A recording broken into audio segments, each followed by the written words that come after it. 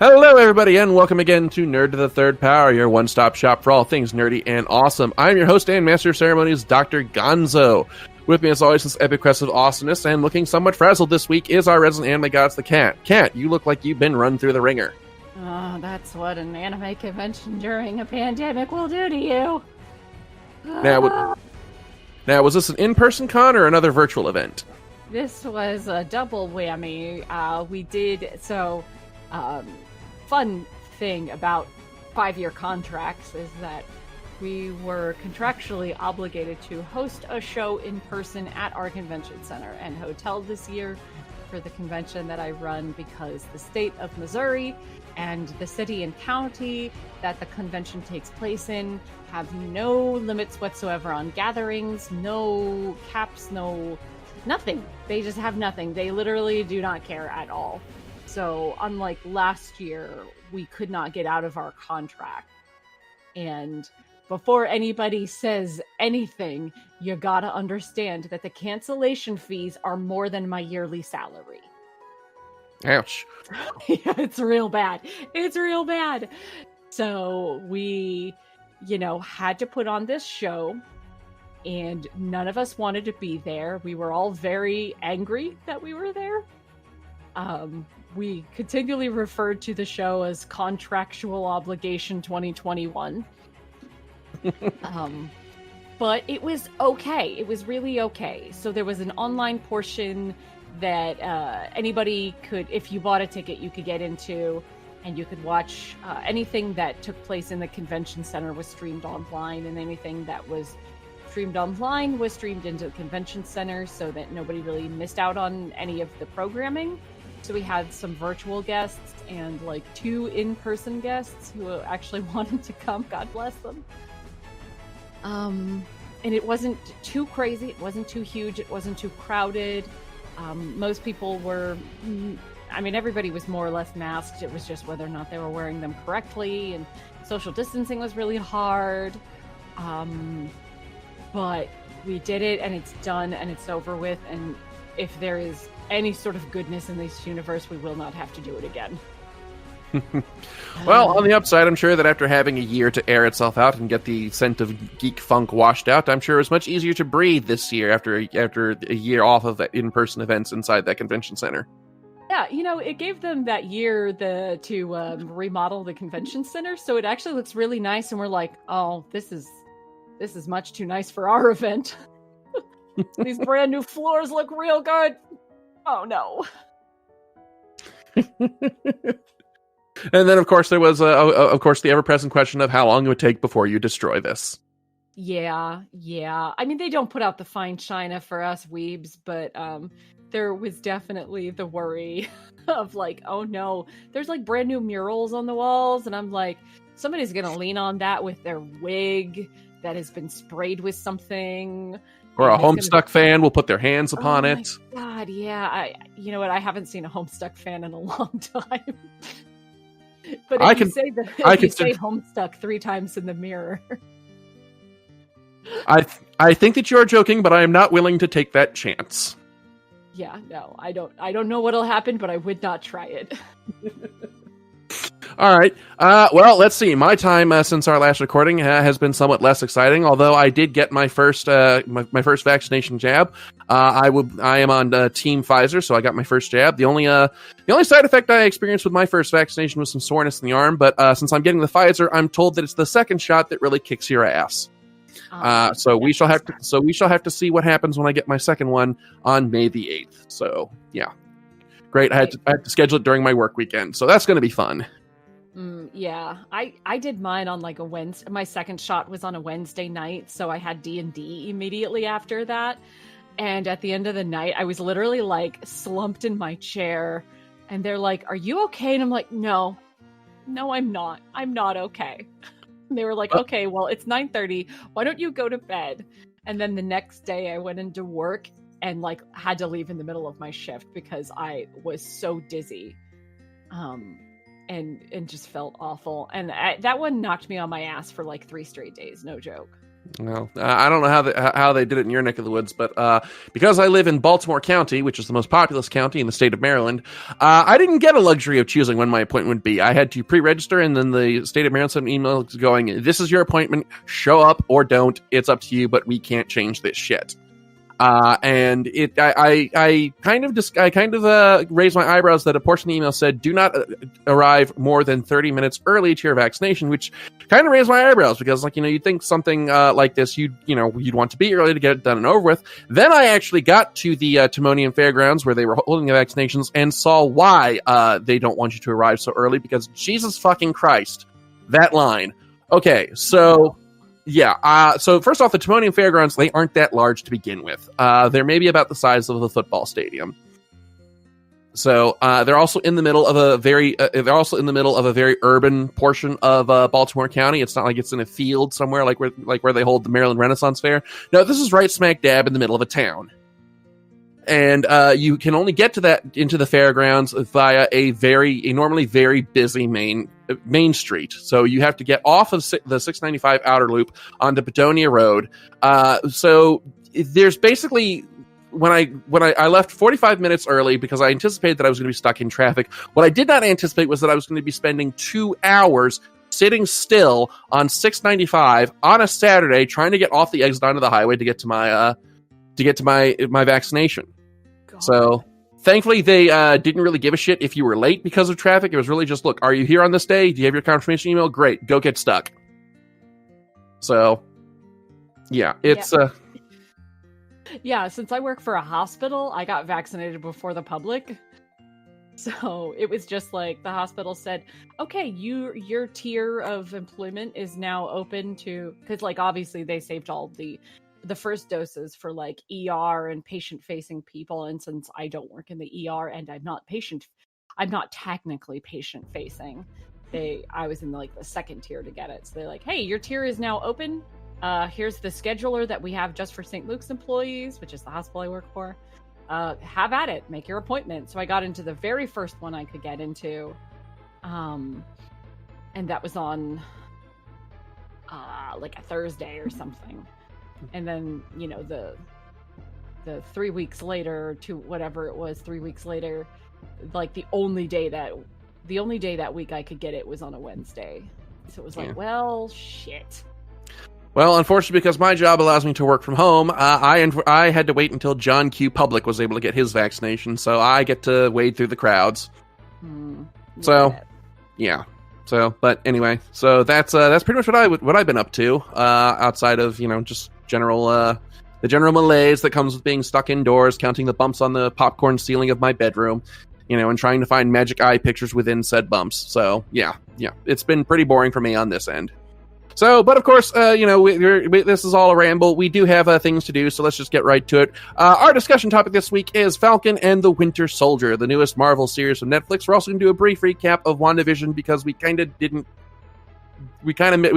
everything going on in the new year, we kind of missed that when it came through. So we'll do kind of a brief walkthrough of that leading into Falcon and Winter Soldier. But of course, there is procedure to follow, so we're going to begin, as always, with Ask a Geek, and we got some questions here. First questions are from Erica, and the first one she has is for me. And her first question is, I really enjoyed the Nerd War episode on the Game Gear versus the Game Boy. Do you intend to do any more such episodes in the future? And the answer to that question is yes. We actually the genesis of the idea was I wanted to do a debate about the Super Nintendo versus the Sega Genesis, but then Skyblaze suggested since that's been done to death, it might be more conducive for us to do something that's something that hasn't really been discussed before. So we decided to do the the Game Gear versus the Game Boy, and we actually had a lot of fun with that recording. So yeah, I think it's pretty safe to say that we're already coming up with some ideas for future Nerd War debates. Wouldn't you agree, Kat? Yes, I still know nothing about anything about gaming consoles, but I will happily ask questions and judge people. Or maybe we'll come up with a topic where you'll actually be debating something, and I might have to moderate for you. So, but yeah, no, it's definitely a concept that we're going to revisit in the future. And we all had a lot of fun with it. And we're all really excited about it. Her second question is also for me, and her question is, looking back on my arguments in the Game Boy versus Game Gear debate, is there anything I would have done differently? Yeah, me and Skyblaze both, we actually made a lot of mistakes. Chief amongst them being, we kept on bringing up stuff that was a disadvantage to ourselves. The first rule of any good debate is don't bring up anything that could hurt your argument unless your opponent does so first.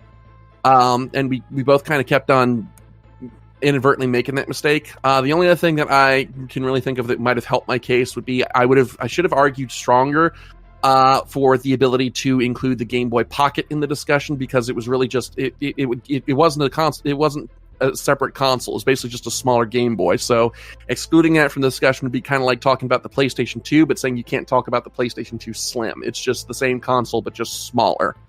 So I would have argued harder against that judgment, looking back on it.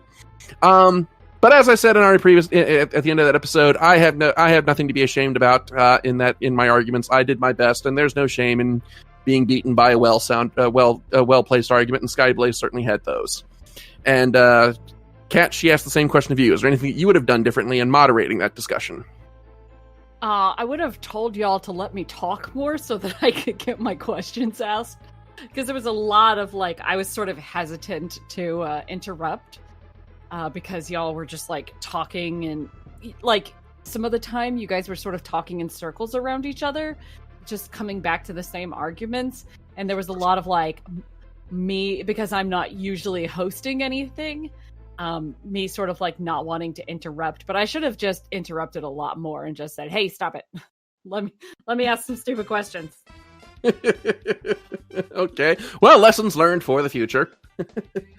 Okay, and let's see here now. Next question here. This one comes from Lawrence, and it is for me. And he asks, what do I think about the rising prices of retro games over the course of the last year?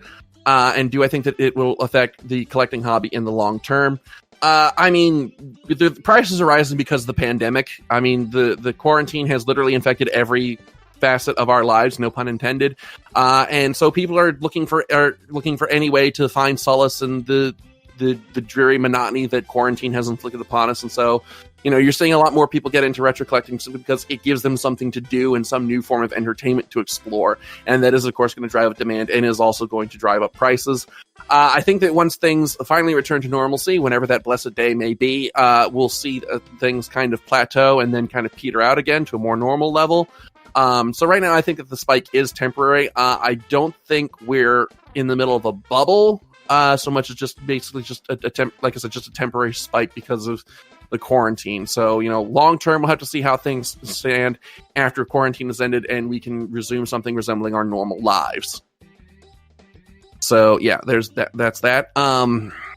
So my only worry is, again, that, if things might go south again and stores might have to shut down again. And, I really don't want to see stores have to basically close forever because of the quarantine, because that's been a worry with a lot of small business owners, that they won't be able to sustain themselves through quarantine, and they'll wind up having to shut down. So, but again, it's one of those things we just have to wait and see.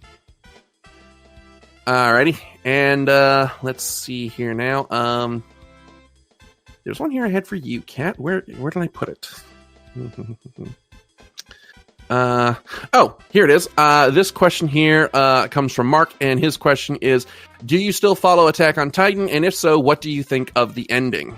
Oh God, I knew somebody would eventually ask me about it, because I have not kept up with Attack on Titan at all.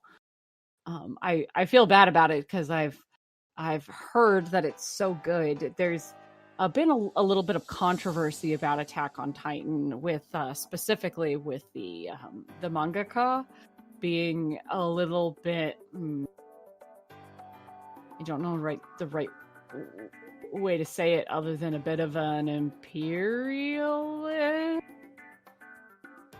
and the anime and manga having some very mixed Holocaust metaphors, that it's sort of not turned me off from watching it, but sort of put it onto the back burner for me, where I'm just okay, I don't need to prioritize this right now. But now that it's over, I really do want to blow through the rest of it that I haven't seen yet, because it's over and I don't have to wonder what was in Aaron's basement the whole time. The answers are already there.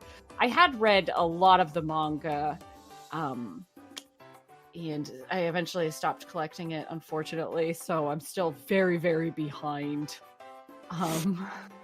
But I kind of know how it ends. I've tried to keep up with the lore of it without actually watching it. So I'm kind of interested in seeing how the ending all comes together. But no, I have not kept up with it. I apologize. I'm being a very, very bad anime fan. And I haven't really watched very much lately because podcasts have taken over my life. Okay. Well, I mean, things get lost in the shuffle in the chaos of the last couple of years, so that's understandable. So, yeah, but but if you think about it statistically, when was the last time an anime actually ended? So I feel like I do need to watch it because finally an anime, a very popular anime, actually ended. I was actually surprised that the ending was so recent. I was under the impression that I thought that it ended like a couple years ago. I didn't realize it was still going. The thing So with that and My Hero Academia, I was like, wait, that's still going? Oh my god. Yeah, My Hero is more recent than Attack on Titan. The problem with Attack on Titan was that they didn't do a bunch of filler for it, so there was like at least, I think, a 2-year gap between the first and second season. The Doctor Who school of production. Yeah, so the thing with that was that Attack on Titan was running in a monthly magazine and not a weekly magazine, so there was not nearly as much content ready to go by the time they finished the first season. So it's been taking them a long time to put it out because they've needed the manga to finish, and monthly releases makes it a little bit harder to do that. So, but it's all over now. I thought I heard there was going to be a movie or something, but I don't know any details on that. I just thought I heard somewhere that the ending was going to be incomplete and that there was going to be a movie, but it seemed like the ending that the anime actually got was pretty complete. Okay, and speaking of movies, that actually brings us to his second question, which is, what is your opinion on the box office success of the Demon Slayer movie, and do you think that this will pave the way for future anime films to see wide release in the West? That's a really good question because traditionally, I mean, you're lucky if an anime film makes it to the theater, and if it does, if it's like gets more than like a couple of screenings, it's really hard to believe that it did so well. But Demon Slayer, okay, it's a whole thing to unpack here, but anime is more popular and more acceptable today now than it was years ago. It just is. Every year it gets a little more normalized.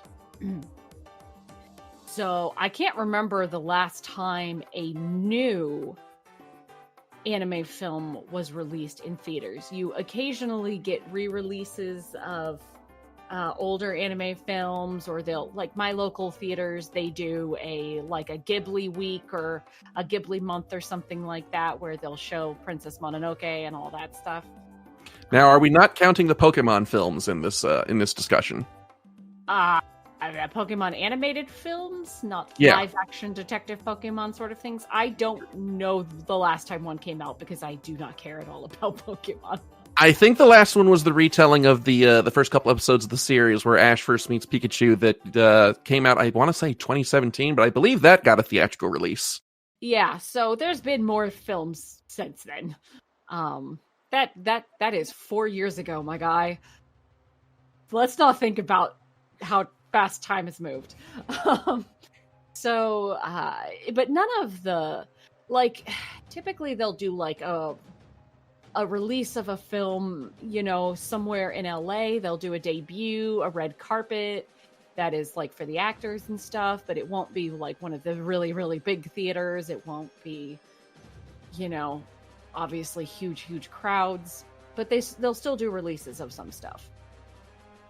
Because they did that for the My Hero Academia films, a couple years ago, probably back in 2019. And those were successful, but not like this.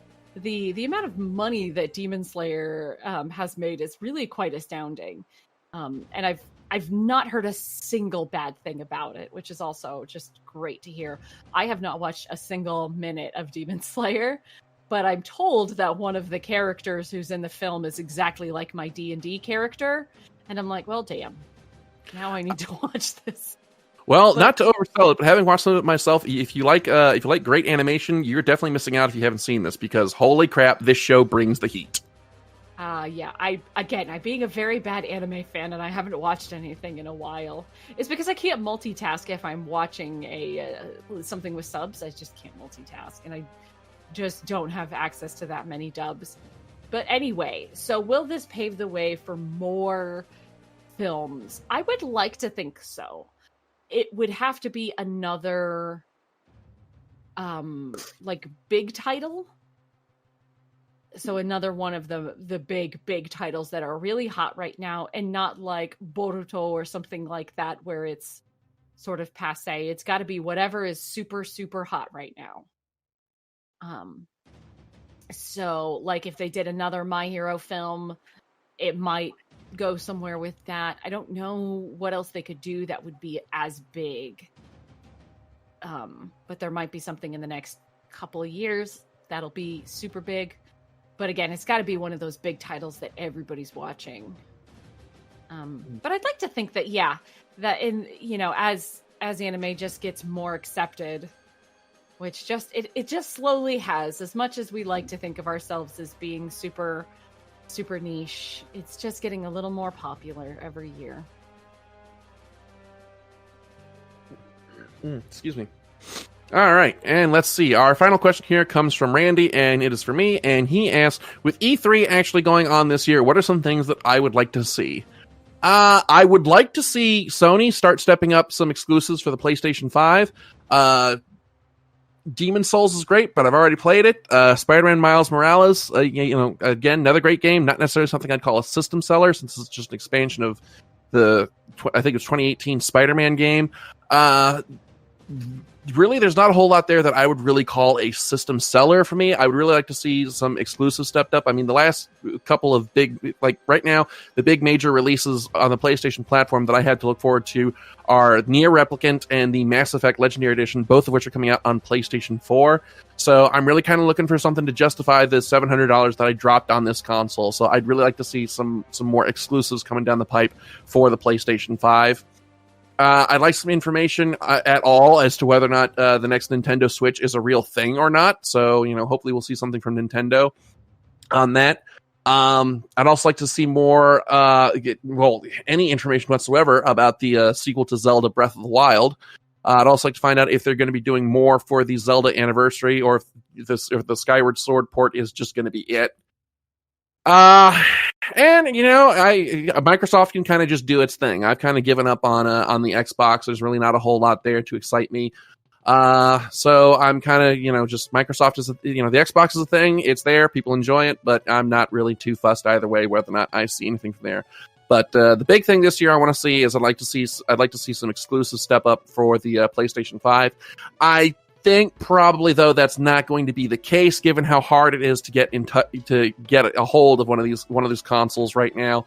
I think Sony is probably going to wait until they've ramped up production on the consoles itself and actually get them out into the hands of consumers before they start waving exclusives around in our faces. So, I don't think that that's going to be a wish that is going to be granted to me this year.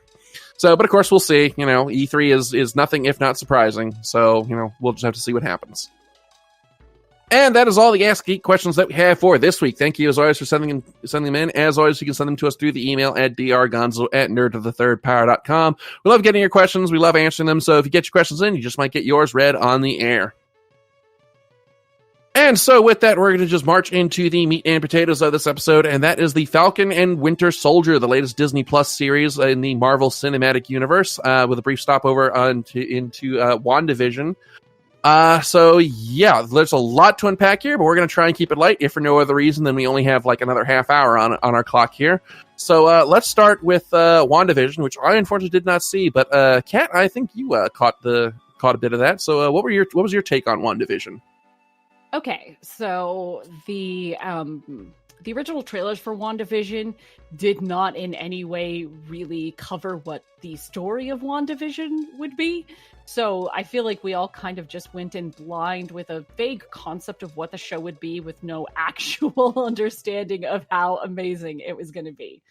So the premise is that every episode is set in a different time period of a sitcom called WandaVision, which is about Wanda and the Vision and their happy, married, perfect life together and just general sitcom hijinks that you start to very quickly learn there is something desperately, desperately wrong because you, the viewer, know that Vision is dead and Wanda is not a TV character. So it's very cleverly set, like the 50s, the 60s, the 70s, the 80s, the 90s, and then like the 2000s. So it works its way up while slowly revealing various plots and story hooks. During the course of the series, you find out that spoiler territory here, guys. Obviously, we're going to get into some spoilers. That Wanda has basically brought a version of Vision back to life, and is basically choosing not to process her trauma by sectioning off a corner, like a whole town, for her to live in, and is basically mind control puppeteering everyone in the town to act out her perfect TV life. The implications of it are really quite horrifying, and it's very much like she doesn't really understand how horrible this all is, because she's just going, everyone here is really happy because she's forcing everyone there to be really happy, and Vision is real but not real, and it's very unclear. And this show also introduces Vision and Wanda's children, who are actual characters from the comics, which again has very strange implications because, again, it's not real. And she is basically manipulating the whole of reality to make her wishes come true. And during this, their Sword, the group Sword, which is very much like the group Shield, is trying to intercept and work their way into this dome of alternate reality that Wanda has created. And this is the introduction of Monica Rambeau, who will appear in the next Captain Marvel film, which is going to be pretty cool. And it brings back a couple of returning characters. Darcy is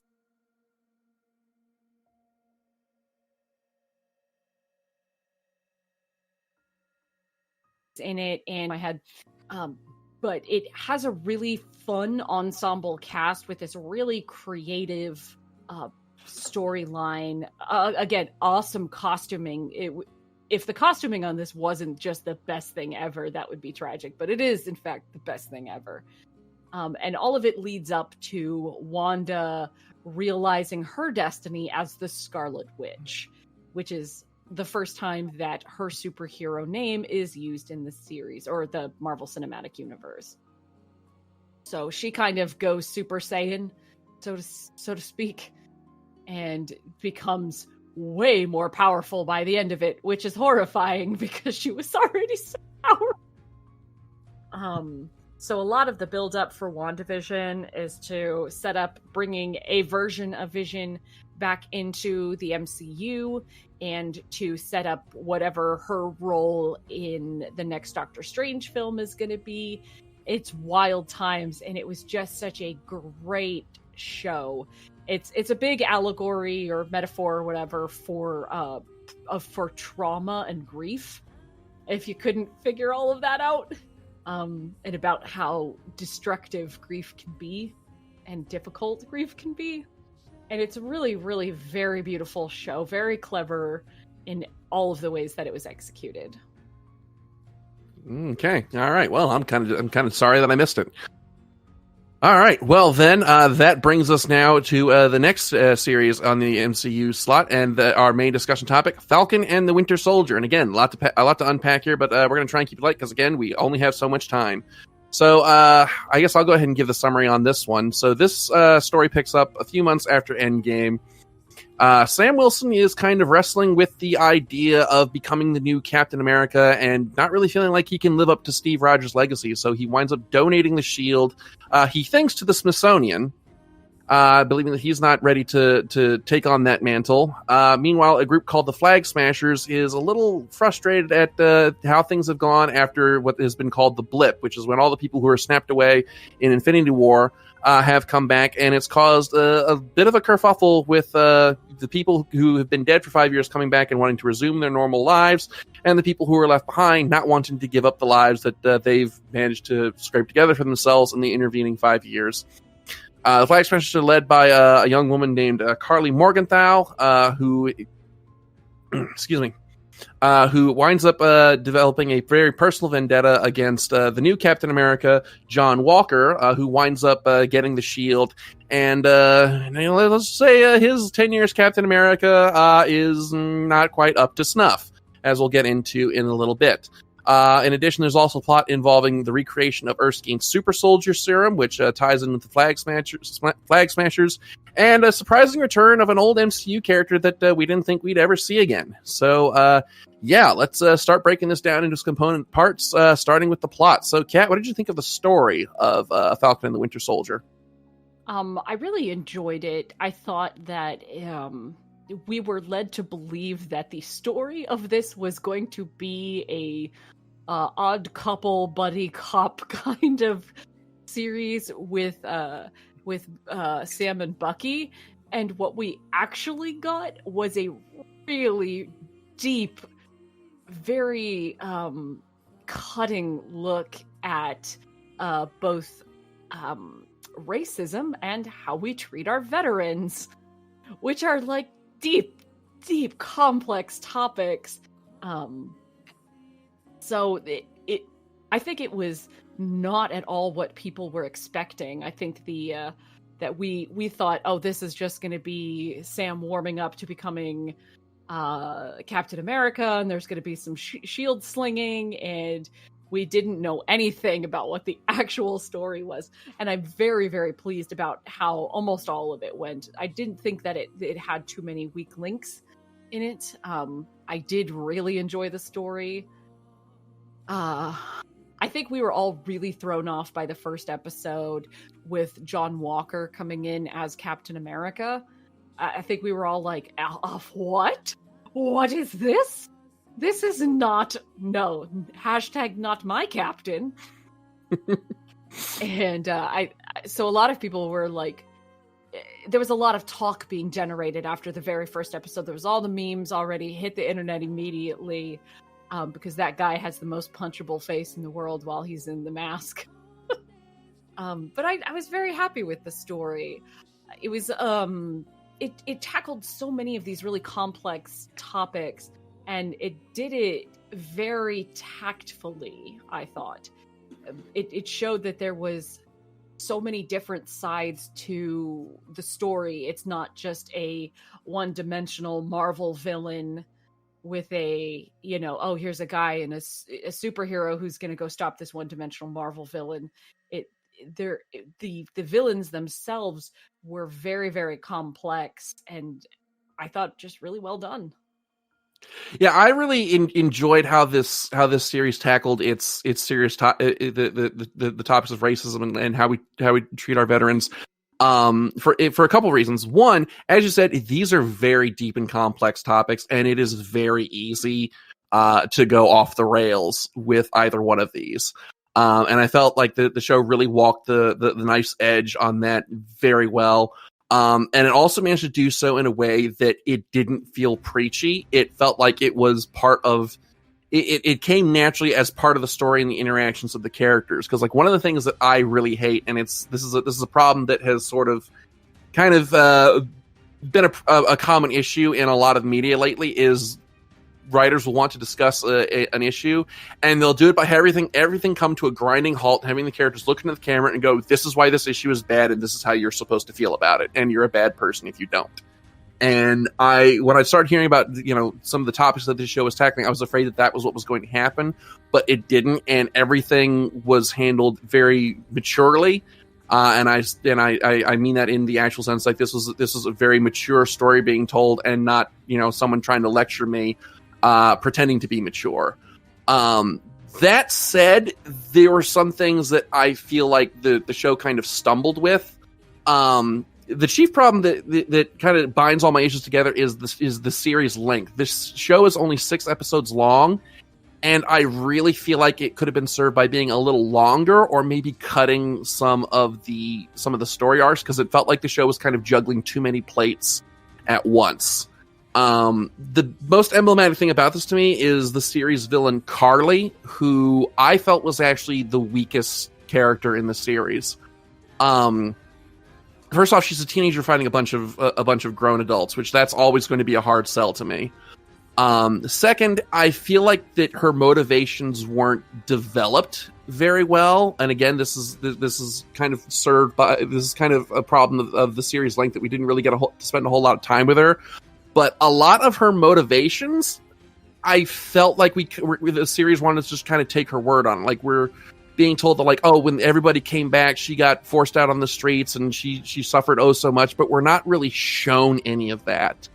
It also doesn't help that one of the first things she says is basically, screw these people that were dead for 5 years and are coming back. So that immediately made her motivations a very hard sell to me, because, like, anytime you basically say, hey, screw these people who actually died, I'm gonna immediately have my hackles raised. And I also feel like that she kind of escalated things escalated with her in a way that didn't really make a whole lot of natural sense. Like, so, like, with the first time she blows up the supply center, I felt like kind of came out of nowhere, because prior to that, I kind of got the sense of, like, okay, she's using some violence to achieve her means, but there are some lines that she won't cross. And then all of a sudden it's, blowing up buildings is the only language these people understand. And I'm like, okay, that escalated quickly.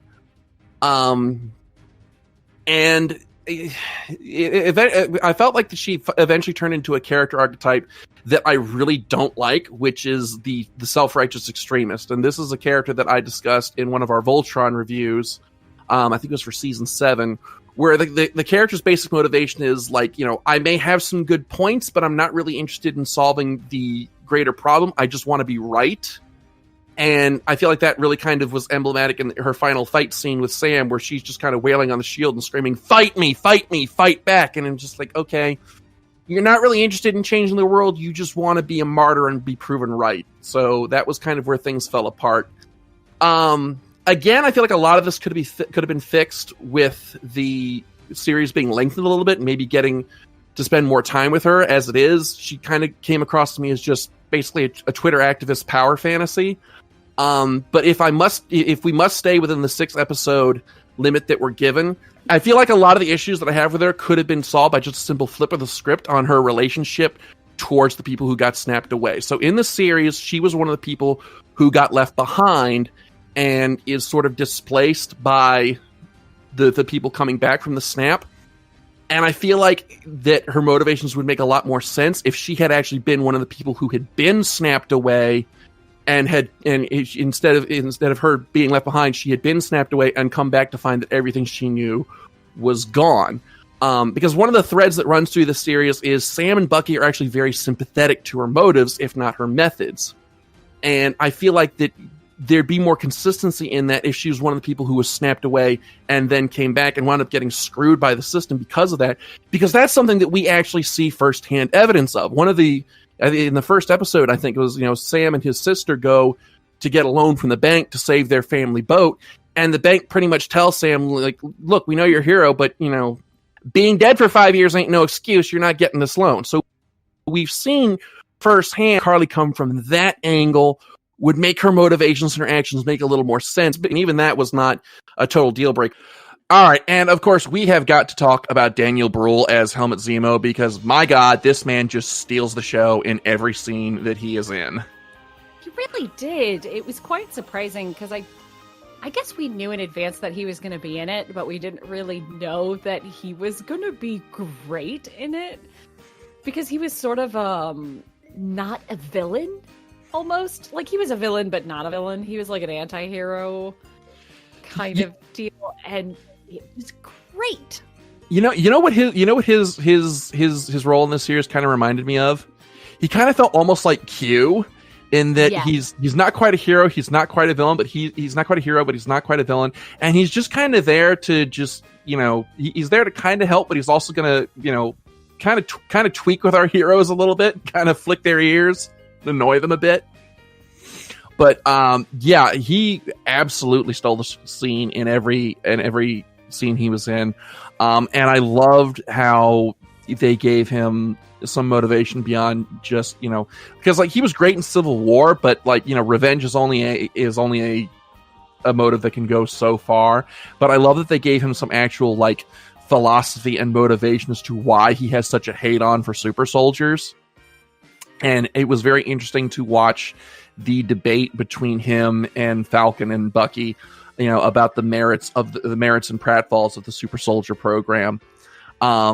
The one thing that I really kind of didn't like about his plot line is, and this ties into what I said earlier about the show kind of juggling too many balls at once or spinning too many plates, is this really felt like something that could have been a whole season on its own. Yeah. And I felt like it was really underserved by just being the focus of like one or two episodes. The Zemo arc could have been season 2 easily. Yeah, definitely. I hate to say it, but like I feel like you could have taken Zemo out and just sort of like skirted around some of that, and it would not have made a huge plot difference in the show. But on the other hand, he was sort of like a good source of comedy for it, which is really odd for Zemo. Like him dancing, him being sheepish, and what's great is that he was one of those guys where he clearly has his own motivations, and you're waiting for him to betray everybody, and he really doesn't. He's really not a liar. He's just he's honest about what he wants and what he thinks, and then he helps them along. And it's kind of refreshing for that sort of anti-hero. And I also love how he, and again, this is one of the reasons why I wish he got a whole season out of him, because there's a really powerful moment with him right before he's taken into custody where Bucky corners him at the Sokovia Memorial and puts a gun to his head. And Zemo's just like, hey, I don't blame you at all. Go ahead and do it. And Bucky reveals that the gun is actually empty. And, that's kind of where Bucky finally sheds the last vestiges of the whole of his whole past with the Winter Soldier. And, you really see how far he's come. And I just thought that was a really neat moment. Yeah. I really felt like Zemo had good chemistry with our main boys. Like, every scene with them was great. And then another surprise character in this series, Emily Van Camp as Sharon Carter. Yes.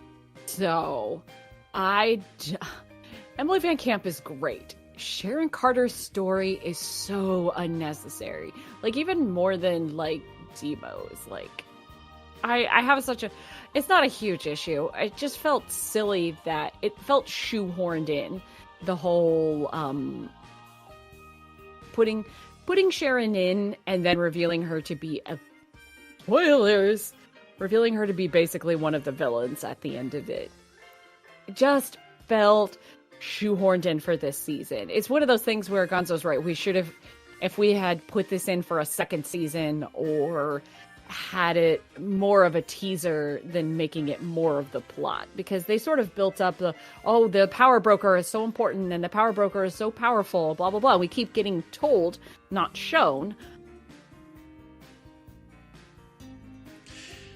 Yeah, there's definitely a lot of telling and not showing in this series, which I think is to the show's detriment. Because there's, like I said before, a lot of the stuff that is big and important to these characters and their motivations, the show's just kind of like, well, take our word for it. I really liked the Sam and Isaiah arc. As small as it was, like that was that was one of those arcs that just like I was riveted to my seat the whole time anytime Isaiah was on screen, because like I want to know what happened to this guy. And when you finally find out what happened, it's like it's one of the few times I've watched a Marvel property and gotten angry.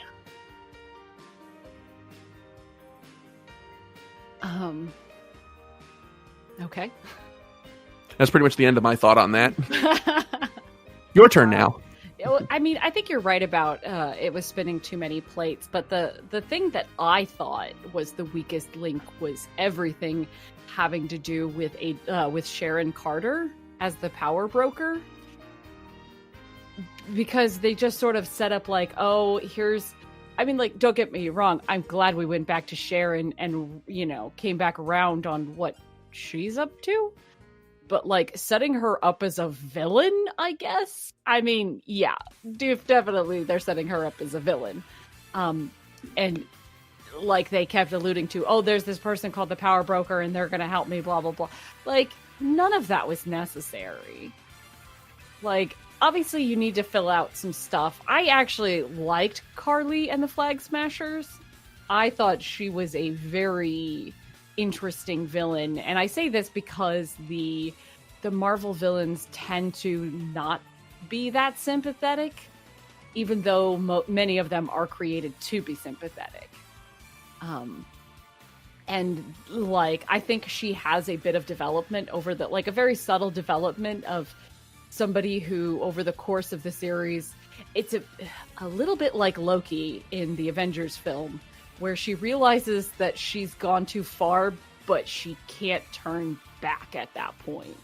And she's trying to minimize the damage, but still make a point. And I just really enjoyed her. I thought she was very lovely. I really actually like that actress. She was in that Solo film, the Han Solo film. And I thought she's just really very interesting. She looks like she's 14, right? It's not just me. No, like I said, she and I looked up. She is actually supposed to be a teenager in the series. Yeah. So she looks like she's 14. Her actress is actually like 22, but she looks very young. Because actually, I don't think in any of the Marvel anythings have we had a villain that young. And so you have somebody who has very short amount of world experiences, but very, very traumatic ones. And she's sort of this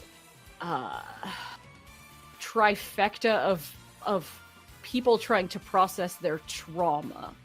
And the traumas are all very, very different. So you have the character of Isaiah, who had a very horrific traumatic experience and has processed his trauma by hiding and trying to leave it all behind. And then you have Bucky, who has also had very traumatic life and is processing his trauma by trying to fix it without owning it, if that makes sense. And then you have Carly, who is trying to process a trauma by being very, very overt about it and taking very, very drastic actions and to do what she thinks is right. And I think these are very, like, three different interesting takes on people trying to find stability in a world that has taken their lives away. And it's three different people with three different courses of action that I just think is really interesting that the show, you know, has all these different ways of looking at things and has very different characters. Because a lot of what we've seen across the Marvel Cinematic Universe is heroes.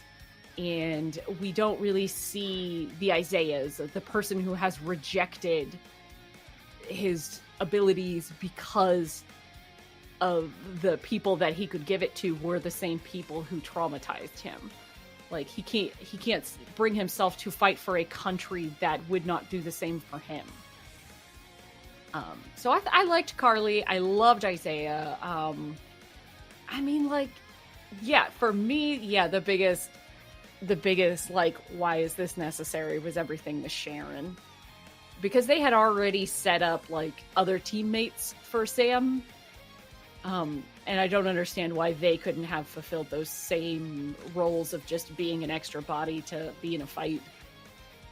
So I think they're setting up something else for her to do for some other future thing. Yeah. And then, of course, we have to talk about, what's his name here? Wyatt Russell as John Walker, who I have got to give this guy, like, the ultimate props, because, like, after that first episode, like, he was, like, public enemy number one on the internet. And, like, I got to give him props for just being able to weather that and just keep going, just wait and see what happens. It's there is a plan here. But, like, he absolutely sold that role. And it's like his whole character is like he's got this. He serves as a perfect foil to Sam, because, like, they both have this legacy that has essentially been thrust upon them, and they're both reacting to the pressures of that in different ways. And Wyatt Russell absolutely sold the role of a man who has had this role thrust upon him, and he knows he can't really live up to the expectations, and he winds up cracking under the pressure. And, like, I thought that I was going to wind up just, like, utterly hating this guy, but, like, when he finally does crack, I actually felt really bad, and it came across, like, really tragic that, like, because you see all the lead up to it, and you know that it's one of those things, like, like, it doesn't have to be this way. Just, like, no, John, stop. You know what's going to happen. And then when it happens, it's such a tragedy, because you know that it could have been avoided if, he'd gone right instead of left at, this juncture, if that makes any sense.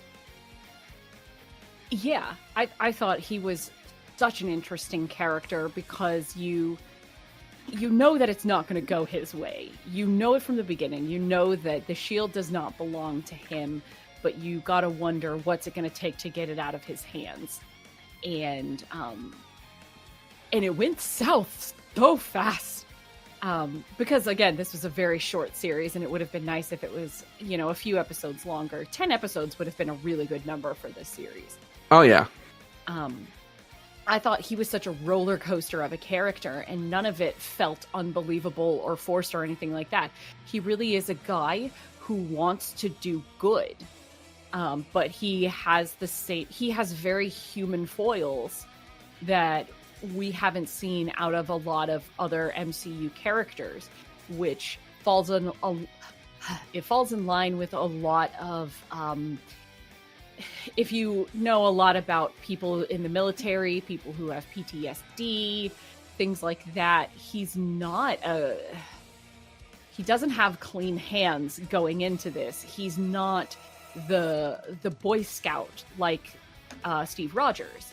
This is a guy who has gotten his hands dirty over the course of his military career, and has fucked up at certain points in his life.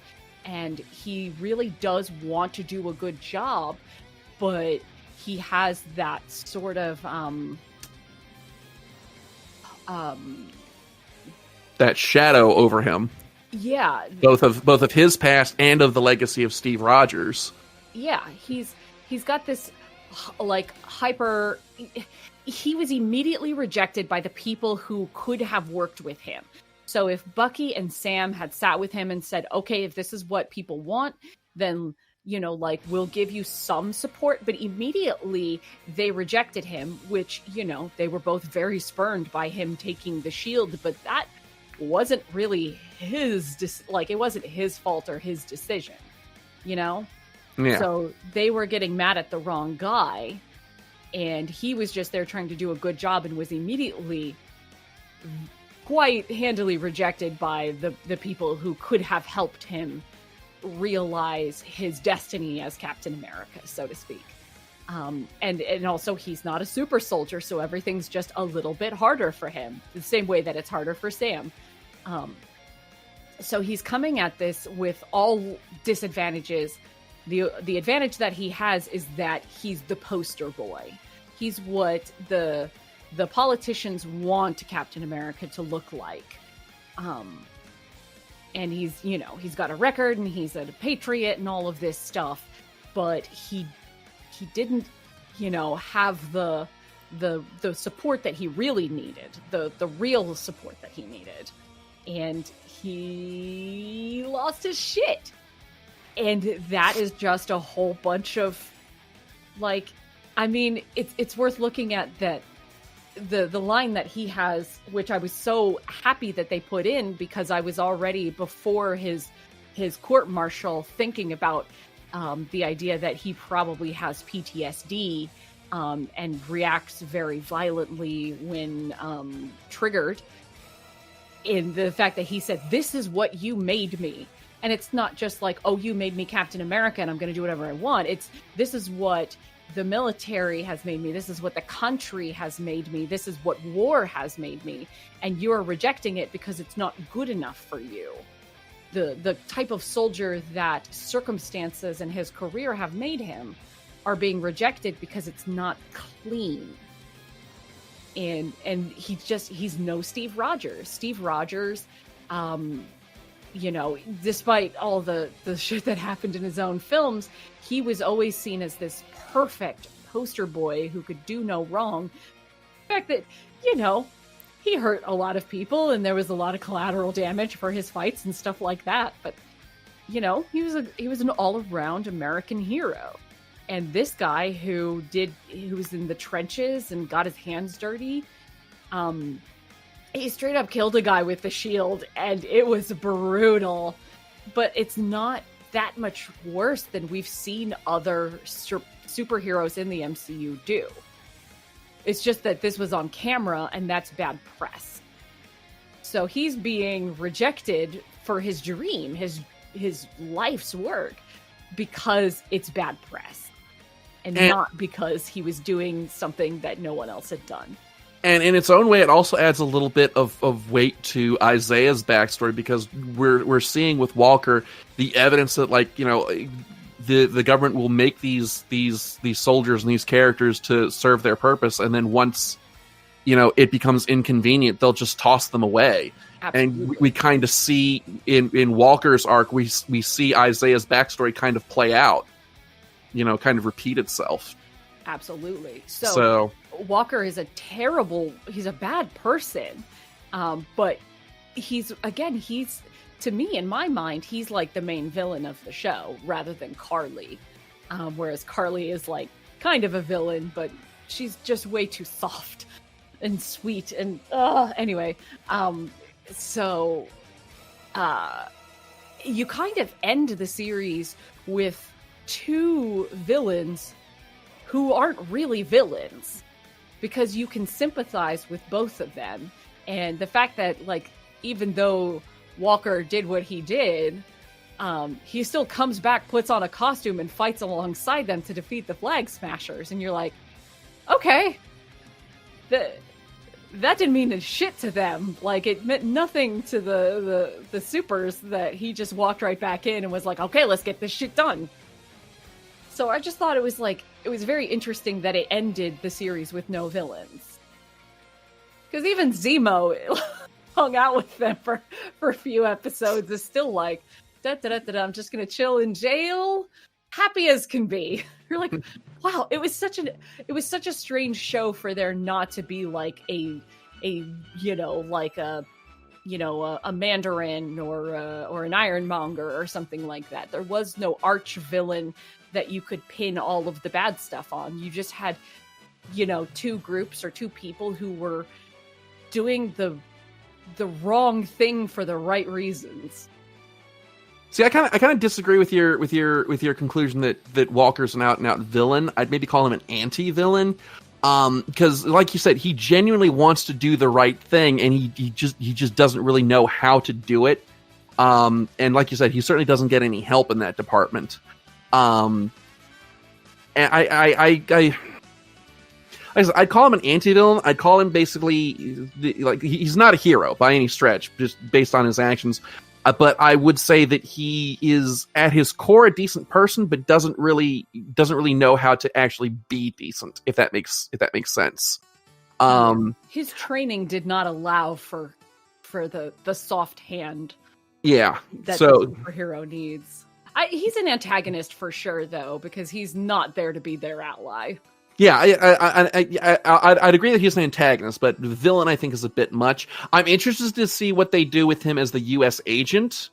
So I think now that he's out of Steve's shadow and has his own name to make, I think what he does with that will be what really proves him. And I think that's what is going to be part of the arc of season 2. But yeah, but I mean, just even as much as I railed on Carly earlier, you know, there aren't any outright bad characters in this series. Every character, you know, none of them really get the development or the time in the sun that they really deserve. But again, a lot of that goes back to the series was just way too short. Make the season 10 episodes long and save the whole super soldier serum plot for season 2, and I feel like a lot of the issues with this series that I have with this series would have been fixed. There's also some minor things that I was just kind of confused about, and one of them was one of the subplots of this series is the relationship between Sam and his sister, and the fact that she wants to sell the family boat and he doesn't. And there's a sort of thread that runs in their relationship that, you know, Sarah's like, oh, well, you know, you had to go run off and fight monsters and aliens and stuff for 5 years while I was stuck here. And she seems kind of resentful of him for that. And I'm kind of sitting here thinking, she knows he spent the last 5 years as the contents of an ashtray, right? He wasn't out doing no daring do. She knows he's been dead for 5 years, right? Like, did he just never tell her that? Like, I kind of got the impression that she didn't really have the full story as to what happened to Sam during the snap. So I feel like that's one of those areas where the writing kind of stumbled, because the whole time I'm seeing them go their back and forth on this, I'm kind of going, he wasn't off doing no daring do. He was dead. Like, it's not like he could have done anything to help you out in the last 5 years. I mean, the man was a pile of dust. What do you want from him? Am I the only one who got that impression, or is that just me? I think that's just you, because I got like pure sibling out of all of their interactions, because you can be understanding and still sort of resent them because they weren't there for you when you needed them, and that hurt is not you're not immune to that hurt just because the excuse was good, you know? Yeah. I think they have a really, really excellent sibling relationship, and I'm really glad it was there, because Sam is one of those characters that we haven't gotten to see his personal life. He's always been there as a sidekick. Like, let's be real here. He's been there as Cap's sidekick this entire time.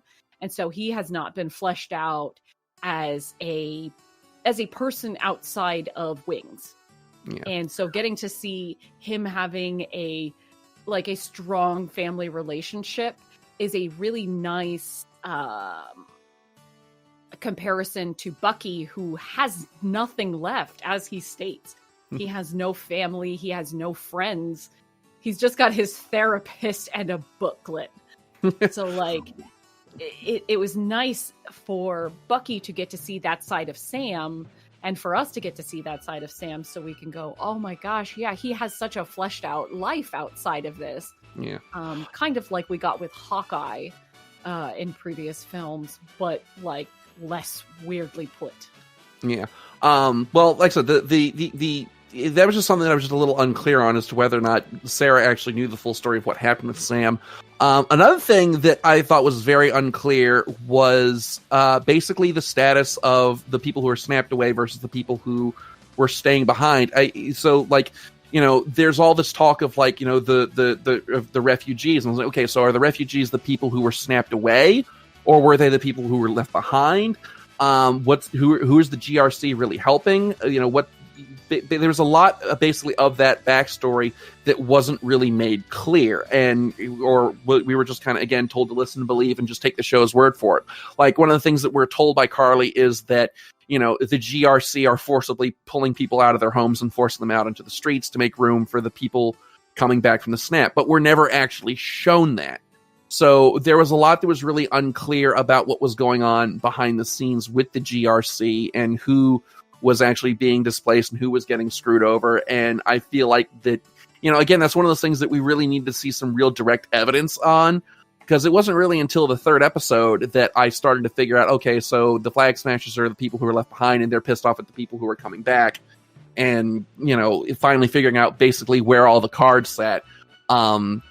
Again, there was a lot of telling and not showing with the GRC and what was happening with the refugees and the people coming back from the snap, which again goes back to what I said earlier about, I think Carly would have been much better served by having the script flipped on where and having her actually be one of the people who was snapped away and came back and getting screwed over that way. Because again, that's something that not only is that something that Sam has been through that whole chain of events himself, but that's something we actually see direct evidence of in the show with the whole scene at the bank. So, like I said, there's some stuff in the world building that I feel like the show could have done a little better to be clear on. But again, that goes back to the show not being long enough and spinning too many plates at one time while it's doing so.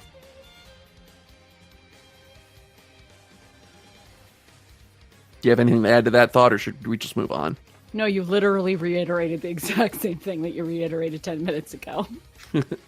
Okay, but anyways, we're kind of running low on time here, so let's talk about some standout moments. So, Kat, what was a real big standout moment to you of this series? Okay, two things. Zemo dancing in the club was the funniest thing I've ever seen. It was just so stupid. It was so unnecessary, but so funny. It was great. I mean, I think the most important thing is obviously in the final episode of the season, Sam busting in the Captain America costume, which is his costume from the comics. So the wings, the goggles, the everything, how important a moment that is to truly define him not as the Falcon, but as Captain America.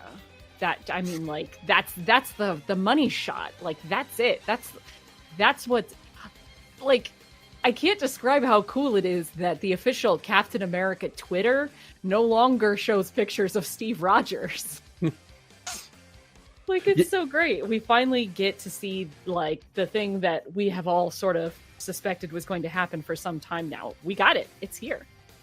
Yeah, the new Captain America costume for Sam was great.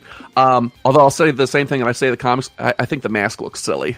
I think that's the one misstep. Is I think that helmetless mask just looks silly. I think it looks a bit like the whatever the fuck it is that you would call whatever Gambit wears in the comics, in the old cartoons and stuff. Like this weird covering of the ears. I don't know how I feel about that. It's fine. It's all fine. It's just something different. See, my favorite standout moments were the final battle with the helicopter, where Sam's coordinating with one of the hostages and playing like, okay, we're gonna count down from 5, and at 1 you're gonna grab the control, and he does this like spinning Hurley thing, like buzzsaw bit with the shield, and then tackles the pilot clear through the helicopter. I thought that whole action sequence was just great. And then the moment that had me really teared up was like right at the end, where Sam takes Isaiah to the Smithsonian to show him the new exhibit all about Isaiah and the things that he went through, and he's like, well, now the country will never forget what you did for them. And seeing Isaiah just like, tear up the fact that he's finally getting the credit that's his due. Like, stuff like that really kind of hits on me because I come from a military family.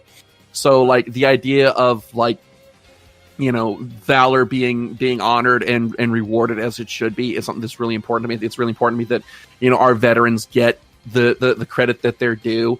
And like I said, Isaiah's whole subplot in the series, this is the first time I've watched a Marvel property and gotten pissed off because like none of this should have happened to this guy. Like, and he for someone who's served their country to get screwed over in such an abhorrent way, it was just like, goes against everything I believe in. So like, to see him get his due, at the end of the season was, I feel, the most powerful moment of the show, and I feel like it really tied everything together really well. So, but yeah, any other stand-up moments for you? God, it's so pointless, but I love the banter between Bucky and Sam about "don't hit on my sister." Because there is just nice chemistry there, and how well Bucky fits in with his family. I just love that Bucky got to experience, even if he's not genuinely hitting on his sister. I just love the idea that he got to spend some time with normal people doing normal people things, and got to spend that time not being a super soldier, not being a freak of nature, just being this guy who helps with a boat. The boat is the metaphor for their relationship, and they need to work together to put it back together. I'm sorry, go ahead. I was gonna say that's just really lovely. No, I love the moment when they were fixing the boat and Sam asked why I didn't use the metal hand, and Bucky's like, I didn't even think about it. I'm right-handed. Okay, so just to wrap things up, so assuming that the show gets a season 2, what are some things that you would like to see done in season 2? Given the plot of the first season heavily dealing with racism, I don't think they're going to be able to escape addressing it again in season 2, because this was sort of like the baby step, the very first step, the most difficult step for Sam of do I want to take up the mantle of this, and do I think the country will accept a black man wearing the shield? And then it became, they're going to have to learn to deal with it.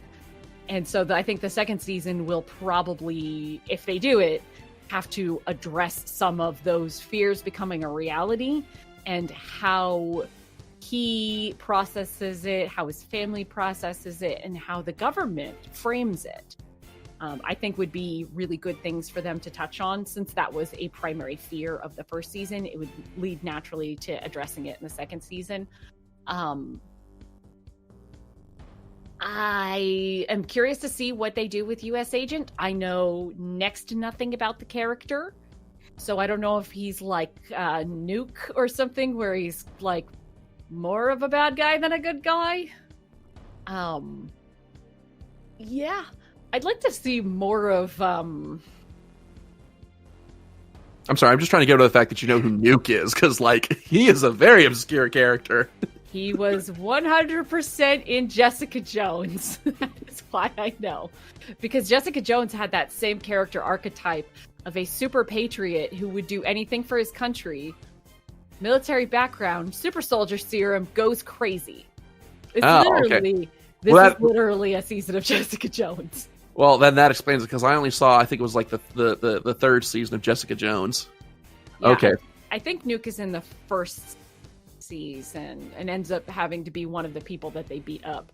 But you also see that one of the, a comic book panel going around of Captain America having to explain what patriotism is to Nuke. Yeah. And so that's how I was like, oh, who the fuck's that guy? Oh, that's that guy that's in Jessica Jones. Yeah, so I thought it was interesting that they did kind of do a very similar thing to what Jessica Jones did, and both handled it very differently and very well. I would like to see if they do anything else with Zemo, because Zemo kind of got what he wanted out of this series, and was just kind of chillaxing in prison. And I wonder if they'll call on him again for his knowledge about something or another, and need to bring back a obnoxiously rich guy. See, I don't think they can do anything more with Zemo, because his whole arc in this series and in Civil War was his hatred of the super soldier program and the Avengers, and I don't know, I suppose they could bring him back to, they could bring him back in an Avengers movie, I guess, as an antagonist. But as far as the series and the super soldier serum goes, I don't really think there's really much more they can do with him. So, I'm curious if they did do something with him, because it would have to be a real big stretch. But They talked a few times about what's the place where they lock up all the bad guys? The Raft. The Raft, yeah. I feel like the fact that they brought it up several times is maybe it's nothing. Maybe it's nothing. But maybe we're gonna get an Arkham thing where there's a problem with the Raft and everybody that they've locked up escapes, and then they have to go deal with that. That might be interesting. I'd like to see the second season kind of focus a little bit more on Bucky. The first season focused very much on Sam, and justifiably so. But I think the second season, if it focused a little bit more on Bucky and more on like his struggles with readjusting to normal life, or maybe like some ghost from his past as the Winter Soldier comes back to haunt him. I like to see something like that, because I think it would make a nice opportunity to see Sam and Bucky working together as an actual team, and not the teeth clenched teamwork that we got this season. And I also think it would provide a nice opportunity for Sam to practice his skills as a veterans therapist, because that's something that we haven't really seen him do a whole lot of since the Winter Soldier. Because a lot of people forget that he's actually got some therapist training through the Veterans Association, and I think that it would be really neat to see him kind of helping Bucky further along on his journey towards healing and finally putting his demons to rest. Yeah, he did a little bit of that, just for a little bit. He was sort of like counseling him, and you kind of got that nice callback. But yeah, I think something that focuses more on Bucky, not as the former Winter Soldier, but as the White Wolf, would be interesting. Yeah. So yeah, but that is about all the time that we have for this week. So listeners, what did you think of Falcon and the Winter Soldier? Go ahead and be sure to leave your thoughts in the comments below. And that is all the time that we have for this week. Thank you as always for tuning in. We will see you next time. As always, I'm Dr. Gonzo. I'm the Cat. All right, we'll see you later. Taka, play us out.